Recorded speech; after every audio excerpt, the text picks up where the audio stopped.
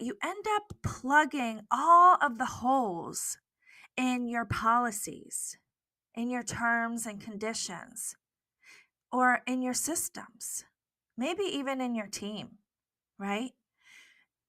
Just all of the holes in your business, basically. And one by one, as you plug those holes, you'll see that your business gets lighter, gets more fun, that the team works together better, that they do a better job, right? That your customers adhere to your policies better. Your customers stop being quote unquote rude or inconsiderate. This is the Dog Sitter's House podcast.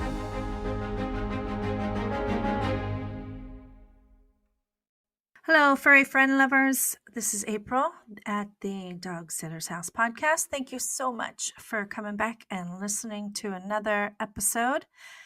Today, I wanted to talk about some things that really is an underlying, most foundational piece to being in a successful business, to growing a successful business, designing your ideal dog sitting house, right? So let me start out by asking you, have you ever caught yourself saying such statements in the past like, my customers are so rude or inconsiderate, or they just don't get it, right?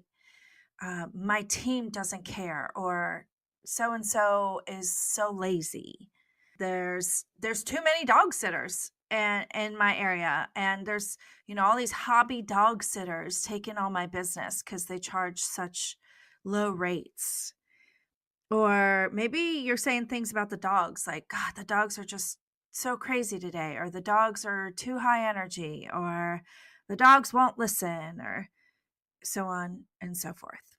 And if you do, don't feel bad. This is not to shame or guilt you.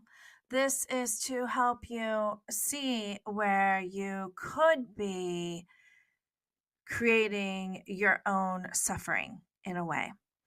And let me go on to explain that basically this foundational characteristic of building a successful and really more sustainable business that is the key to actually loving your business for the long haul is responsibility, taking ownership of everything you do, of everything in your business, of everything you don't do, of every single consequence and situation and person's behaviors almost, right?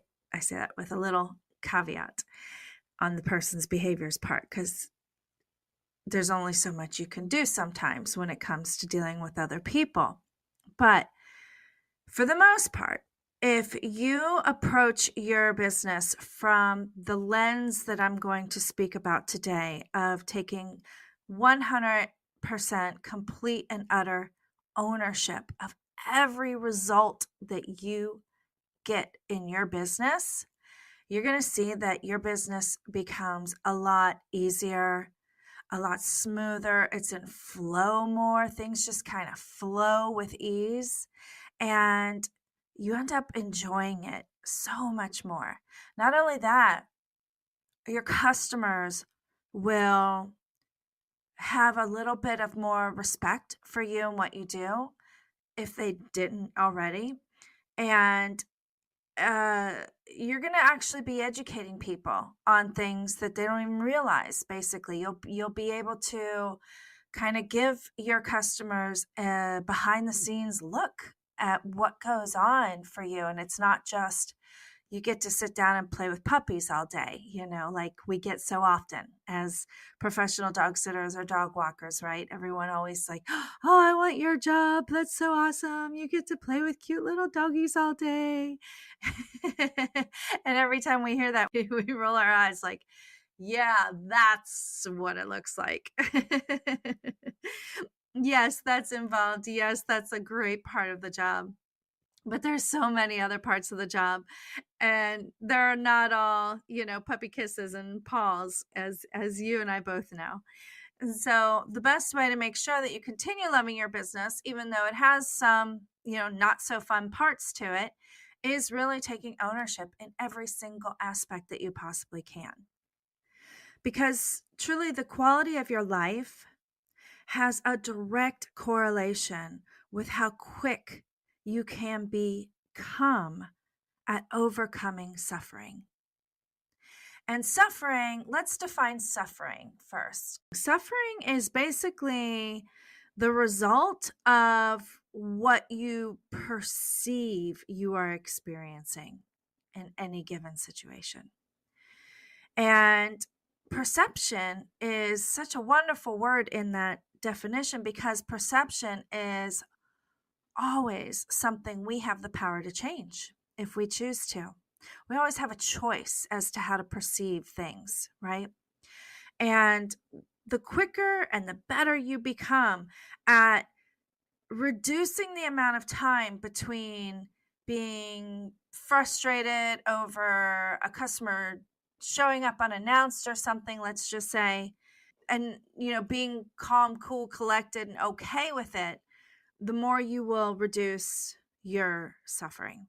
And by default, when you reduce your suffering, you increase your joy, you increase your love of what you do, you increase the vibes around everything you do, which as a whole increases the whole vibe around your business, and your customers can feel that too.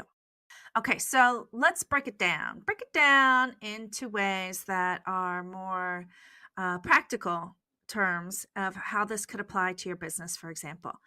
So I may have mentioned this story once before, just briefly, but I remember when I first started hiring a team, and I wasn't very good at it at first. And I didn't know how even to hire really quality people, and people that really aligned with the business's vision, right? And who had the self-motivation to maintain that vision, or to fulfill that vision and help fulfill it. And so I ended up being ghosted a lot, right? There'd be, they'd be scheduled to come in and help, and before you know it, it was 20 minutes past the hour and they still hadn't shown. And I'd text them and I'd call them and I'd get their voicemail and I'd get no response. And I'd get super frustrated, because obviously I had them here for a reason, because I needed help. And here I was trying to get some time off, and I couldn't get it because they just stopped coming, just didn't show. And my first instincts were to scream and bitch and moan about the quality of people and the lack of work ethics that are going on in today's world. And, while that might be true or might not be true, the fact is that there are still people out there with really good work ethics. So it's my job to find them, right? If I take ownership of finding them. So what I would do after this happened a handful of times, and I noticed it would bother me for like a day or two or three. I mean, at first it really would bother me for 2 or 3 days. And then I kept remembering this golden rule, the golden rule of your suffering is really in direct correlation with how good you can become at overcoming obstacles, overcoming challenges and issues, and, kind of coming back to homeostasis, where you're not flipping out and ruminating on things anymore. And at first I would do that. I would try to figure out, like, gosh, how am I, how do I keep getting stuck with all the wrong people? Why does, the universe send me all the bad ones? And, I was asking all the wrong questions, and just really honestly being the victim. I was going into self-pity. I was playing the victim. I was the victim in the situation. And, you might have friends and family being like, yeah, rightfully so, April, you are the victim. Like, it sucks out there. There's no good workers anymore, and they might agree with me because, they could see things that way too. And, they're having sympathy for me and empathy for me, which I appreciate. But if I'd stayed stuck in that mode, I never would have taken ownership. I never would have turned my victim into victory. And so what I started to do after I kept realizing like, oh, I'm wasting too many days of being angry about this. So I just need to set myself a limit of how long I can be angry. Sounds kind of crazy, but it works. So what I did was the next time this happened, I told myself the next time something like that happened, what I would do is walk around, because walking around the yard looking for poop to pick up poop is like, it's like my meditation walk. It's like my, like when people pace when they're upset or nervous or anxious, you ever seen somebody pace? Well, this is a pace with production, let's just say. poopy poopy pickup production at that, right? So I would pace the yard with a mission to find poop, but while I did that, I would literally set the clock on my phone for 60 seconds, and I allowed myself 60 seconds of literally bitching out loud. Just poor me, rotten them, and, all that jazz. And if my neighbors were outside on the other side of the privacy fence and I couldn't see them and they were listening to me, then that would explain why they never talked to me. So, but I don't care. I needed to let it out. And that is important. I'm not saying to not let your frustrations and just let them out and just swallow, and keep taking it. That's no good for the body either, or the psyche or the emotional health or any of that jazz, right? So you do have to let it out.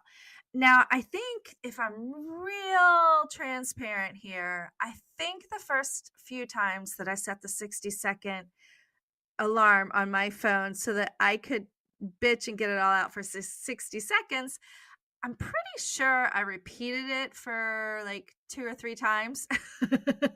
So maybe, 3 minutes, 5 minutes, whatever. Set an alarm for yourself and be like, this is how long I have to bitch and moan about it. And then that's it. And then I'm looking at what I can do, what I can control, what I can change, any perspective that I can shift to, all of the above, right? And that way I can start taking back the power, because that's what you're doing, right?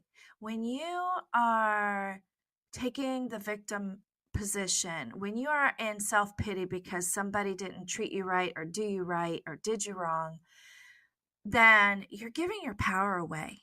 That's really what it comes down to, isn't it? And when we give our power away, of course, we're going to suffer. Absolutely, we'll be in suffering. And until we take back our power, we will continue to suffer. And taking back our power is often facing the things that we don't want to face about ourselves. And that might just be that we have to face that we didn't do a good enough job of hiring in the first place, or that we didn't do a good enough job of setting our policies up in the first place, right? That's the other thing about taking ownership and taking back your power is when you begin to do this on a regular basis, every single time you have a challenge or an upset or somebody, quote unquote, does you wrong, then what it helps you to do is shift your perspective so you can start seeing things instead of from, oh, poor me, I can't believe this happened to me, to what can I do to prevent this? And by doing that, you end up plugging all of the holes in your policies, in your terms and conditions, or in your systems, maybe even in your team, right? Just all of the holes in your business, basically. And one by one, as you plug those holes, you'll see that your business gets lighter, gets more fun, that the team works together better, that they do a better job, right? That your customers adhere to your policies better. Your customers stop being quote unquote rude or inconsiderate as you may have thought of them in the past, right? So let me give you some examples. Um, for example, I wanted to make sure my biggest concern, my biggest stress when I first started being a home based dog sitter is my neighbors. I didn't want to upset my neighbors. I didn't want the neighbors calling the cops on me. You know, I wanted the dogs to have fun and be free, but I didn't want to be that neighbor, right? Nobody wants to be that neighbor. And hopefully you don't want to be that neighbor. And so I don't want to be disrupting the peace around here all the time. So it was very, very important to me to put a policy in place around arrivals right away, because I think at the very, very beginning, I didn't have any policy around this. And it was stressing me out immediately. And I would get so upset, like, oh man, they said they were coming at 3 o'clock. It's like quarter till 3, and they showed up unannounced. And I have 5 dogs running around the backyard. And of course, when they pull in the driveway, all the dogs hear and see them and they go berserk. And then, how easy is it to get the dogs to quiet down when they see a stranger danger, right? Stranger danger. Ah, you can't. It's almost impossible without picking them up if you can. Luckily, I can, being that they're 35 pounds or less, and, literally carrying them inside, which takes how long? And then by then, forget it. Your neighbors are already upset. And so I realized really quickly that I needed to put some boundaries around arrivals and make sure my customers were going to show up at a time that I knew I had all the dogs inside so that there wouldn't be a lot of barking. In addition to them barking and driving the neighbors crazy, this helped to make sure that the new dog arriving, if it was a new arrival, was not traumatized by all the dogs barking at him, right? And also, it helps make your introductions go so much smoother because, have you ever introduced a dog into a pack that was surprised by their arrival and everybody was losing their what? I mean, it's kind of hard. Everybody's already on, attack mode. And so it sets up a really negative and dangerous, in my opinion, precedents before introducing new dogs. Even if they know them, even if they've met them 100 times, it doesn't matter. They're there in your pack, in your territory, AKA their territory. And when a dog arrives, then it doesn't matter who that dog is, they're protecting their pack and their territory. So you have to think about the safety of the dogs. So really, it was threefold. It was the safety of the dog arriving, the safety of the dogs who were already there, and then the consideration for my neighbors. So I made sure that I early on put a policy in place, and I put my foot down hard on that policy.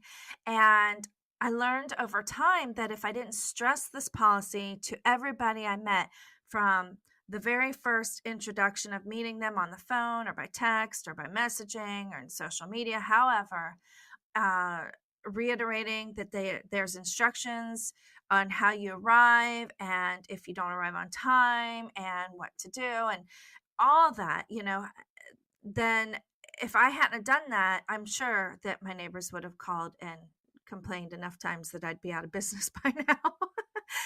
But luckily, because of that, knock on wood, everything's gone really smooth for the most part. Now, I have had a couple customers who, they just don't get that policy right away, right? It takes them a little bit to catch on as to how important that really is. And so I realized, you know what? Okay, what can I do in this situation, right? I was getting upset again, and I was like, okay, I don't know what else to do. I put this policy in place. I told them like 3 times, twice in writing, once in person. I don't, they showed up once early, unannounced already, and the dogs went berserk. You'd think that would teach them a lesson, but that didn't help either. And I don't know what else to do. Like, I went back into poor victim, poor me. And then I remembered, oh yeah, I need to take ownership. And it's so crazy when you start focusing on taking ownership in your life, how much you start to see where you're not taking ownership in your life, which is a hard pill to swallow. But again, your business will only grow as far as you do. So, chalk it up and, swallow that pill and just take it, because the quicker you do, the quicker your business will be much more enjoyable and smooth flowing. And so I realized at that point that, okay, I'm going to have to take ownership of this and put my foot down even more. And there's going to have to be a three strikes and you're out rule, you know? And I even considered a two strikes and you're out rule, But the one lady I was considering it on already had two strikes. So I couldn't say two strikes, you're out, because I didn't give her that warning yet, I felt. So I said, okay, three strikes and you're out. She is literally the only one I've had to actually give a three-strike rule warning to. Like, you do it one more time, you're gone. You and your dog are gone. I'm going to have to let you go as customers, because this is the only way I can run my business efficiently, smoothly, and quietly, by living in a neighborhood, and I'm not going to disturb my neighbors for it. And she could respect that. I don't know anybody who couldn't respect that, as long as you say it to them professionally and with respect. And you say it in a way that shows them behind the scenes, that shows them how it could damage or harm your business or your dogs under your care, or even their dog, right? That's a really good one. Always show them how it could harm their dog. So that's just one example of how you could really take ownership of a situation and plug the holes in your policies, right? That's where I would plug the hole. I kept plugging, I kept finding new ones, I kept plugging those, new ones would pop up, I'd plug those, and it just goes on and on and on until you really have a tight running ship that floats without sinking. To go along with my little metaphor or whatever it's called, right? Another thing I always like to try to remember is OPB. OPB, what does that mean? Other people's behavior. Is that I don't ever want to be a victim of OPB, of other people's behavior. So by making sure I am very clear and communicate over and over and over again in different ways of communication, print, text, verbally, you name it, then I help ensure that I am not going to become a victim of the circumstances. Another hole that might be in your policy is how to handle things if you or a team member gets bit. Recently I was noticing some talk in a group I'm in for dog sitters, and one lady said this lady's dog bit me, right? And all she was doing was trying to get the harness on the dog. And the dog never had a history of biting. The dog, didn't seem like she was going to bite. And the dog bit her. And it was bad enough that she had to go see the doctor and whatnot. And she was really asking on advice, basically, on who to blame. And whether she should, kind of press for medical reimbursement or whatnot. And, while I see that she would like medical reimbursement and that's not something we can always afford, A, that's what you should have insurance for, first of all. And B, if you don't have a policy in place already about those situations, it's not something that you can easily go back and do after the fact, right? And so that is a perfect opportunity to say, okay, where can I take ownership here, right? Because what I really, really noticed about this girl's situation is that she was just asking about who to blame. And, maybe there's nobody to blame, right? Because she assured us that she was, approaching the dog properly, that she didn't see any warnings that the dog was going to lash out, that everything was perfectly fine. There were no signs that she could have picked up on that she missed. Were there? I don't know. I wasn't there. I wasn't there. But could she take ownership in the sense of saying, okay, how could I prevent this from happening in the future? right? How can I go about making sure I lower the risk of being bit by a customer's dog in the future?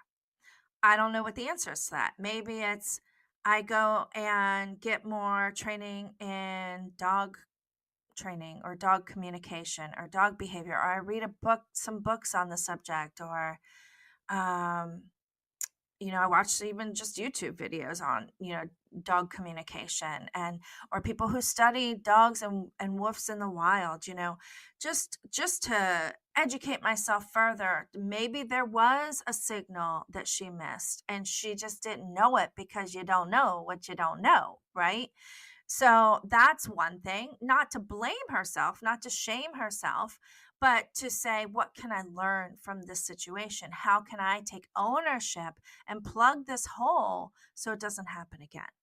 Right. And not only that, it's it's a business with dogs. So of course you can't just go blaming the customer every time their dog bites, because it could be a one-off odd situation. It could be that the dog's paw was hurting for some reason. It could be that um, the dog, her stomach wasn't feeling good. I don't know. It could just be a one off thing, right? And so, in that sense, then maybe you could think, how do I take ownership of that situation in the future if it should happen? Well, maybe I could have something in my policy, right? Maybe I could have something in my policy saying that if there was any injury or harm to myself, that the customer would cover anything that my insurance doesn't cover, right? You're going to have to, of course, consult with a lawyer on that, because I'm not sure how the wording would go. But for me, I look at it as this is my responsibility to not get bit. So I really, make sure that I evaluate the dogs before I take them in such a way that if I have any inclination, any gut instinct or intuition telling me to not trust this dog, then I don't take it. I might not know why I don't trust the dog or the humans, even sometimes, because they can bite too, but I will listen to it, because it's not worth me, the team, another dog, or my business being harmed from it. And I can always find another customer, right? And so that's how I take complete and utter ownership. Now, great, April, you could be saying, yeah, but how do you know when your instinct's right? How do you know when your instinct's wrong? Or what if I never get a gut feeling or instinct like it? Well, then to that I say, start meditating, start yoga, start walking in nature without distractions, without a dog, um, start doing something that helps you go inward and get still on a regular basis. And I mean daily, because the more you do that and the longer you do that, the more you will be able to hear your intuition, the more you'll be able to feel your intuition. It's different for everybody. So some of us have a stronger sense of hearing our intuition, of just a knowing or a feeling. We might get like a feeling in the pit of our stomach or our throat or our chest. Or we might even see, like we might have like visions of something that tells us, we all have these capabilities. We're just not always aware that we have them. And usually we all have one that's stronger than the other until you start kind of becoming more aware of and fostering those abilities within yourself. And then you can start to recognize that you actually have all of them. And you might sometimes feel something where other times you might see something in your mind's eye, or, hear something in your mind's head, ears, whatever. uh, it's that's what I would say to that, because that is, again, taking ownership. That is taking back your power in the most literal sense, right? Having the ability to tap into your innate powers, to know something, to feel something, to recognize it. When you hear something telling you, no, don't take that dog, or no, don't take that customer, right? That is your responsibility, and that is taking back your power. So, hopefully that makes sense. I know I went a little woo woo on you, but if you don't match the or mix the woo woo with the 3D, 3D and the 5D together, then life is so much harder than it has to be. So you do you, boo, but woo woo is where it's at for me and what has always served me well. So let's get back to some ways that you can, maybe jot these down and try to help yourself become more aware of when you are taking on the victim role or causing undue suffering for yourself, and how you can flip that switch and learn to do it quicker and quicker and quicker so that you have less and less suffering in your life and you can enjoy your business that much more. One of the ways is when you notice that you are ruminating, meaning you can't get it off your mind, when you're replaying the events that happened over and over in your mind. You're replaying what you said, you're replaying what they said, you're replaying what happened, the dog did, whatever the case is, right? And you're, usually angry. You're usually angry, frustrated, feeling let down, maybe, you're any of those kind of like lower frequencies, vibes going on. So notice when you're in that state, let that be a trigger to you to realize, like, okay, I'm giving my power away. And stop and ask yourself, where am I giving my power away here? Or how am I giving my power away? Or even better, how do I take back my power? Go ahead and set your alarm for, 5 minutes or 10 minutes, whatever you need at first to just get it all out, ruminate about it, literally write it all out on a sheet of paper if you don't want to be the crazy neighbor walking around, talking to herself in the yard. Like I was, but write it all out on a piece of paper. That's huge. Just if you get it out of you, it helps to release all of that tension, all of that energy, that bad mojo, right? And when you get all that icky mojo out of you, you're more open to good stuff coming in. So get it all out, take some time, 5-10 minutes tops, and then try to work on shortening that over time as time goes by, as more challenges arise, and begin to ask yourself, how can I take my power back? Another good question to ask yourself is, what can I control in this situation? That one has gotten me out of so many issues, y'all, out of so much suffering, it's not even funny. And then you feel so empowered when you realize, like, oh, wait a minute, I could do this and that would make it better, right? And it does. And then you're like, man, and then it just snowballs into this empowerment because you realize with each time you do that, that you are the most powerful person, as we all are. And when you take ownership, not only is it better for you, but it's also better for everybody around you, right? And so keep asking yourself questions like that. Tony Robbins, I've quoted him a few times, and he says the quality of your life depends upon the quality of questions you ask yourself. And this is where this rolls in. This is how it plays a role in your life and in your business. Ask what can I control? What can I control? You can even identify what can't I control, just so you can identify what it is you need to let go of, right? Because there are things you can't control. And those are the things you have to let go of. That's where you can say also, I can control my perception of the situation, and maybe I can step in the other person's shoes who I cannot control's behavior, whatever it was around. And I can say, hey, maybe they were having a rough day. Maybe they just got yelled at their boss. Maybe they just got fired. Maybe, their son just left for college and they're an empty nester and they're, not their themselves right now. Right. So there's always a way. So always ask yourself these questions. How can I take back my power? What do I have control of? What don't I have control of? What can I let go of?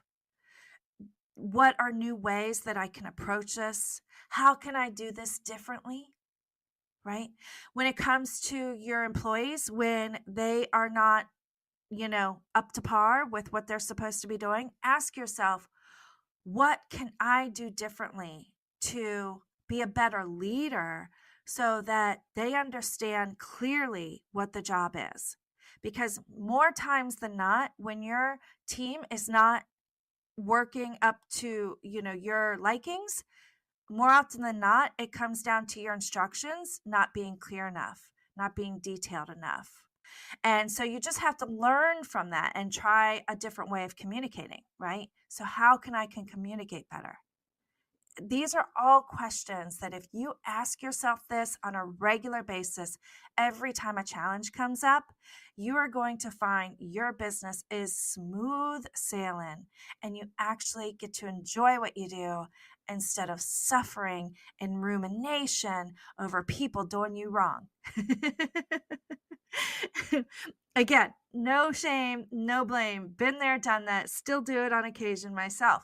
But these are ways to catch yourself being human and to flip the switch. So, with that said, let me know in the comments how you may have flipped the switch on something or something that is challenging for you to flip the switch on, if there is. And I'll see if I can talk about it in a future episode. Thank you so much for listening. And until next time, happy tales to you.